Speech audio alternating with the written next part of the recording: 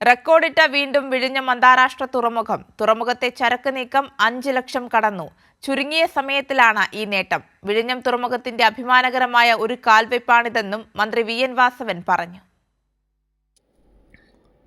246 കപ്പലിൽ നിന്നായി 5,01,847 TU ചരക്കാണ് വിഴിഞ്ഞം തുറമുഖം കൈകാര്യം ചെയ്തത്.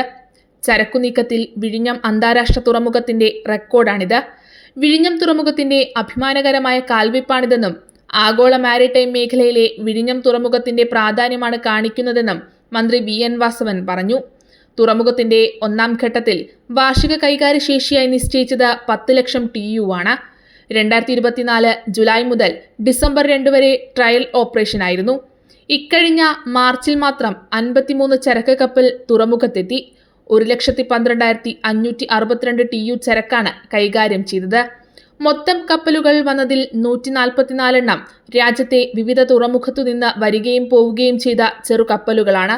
മറ്റുള്ളവ യൂറോപ്പ്, അമേരിക്ക, സിംഗപ്പൂർ, ചൈന എന്നിവിടങ്ങളിൽ നിന്ന് എത്തിയവയാണ്.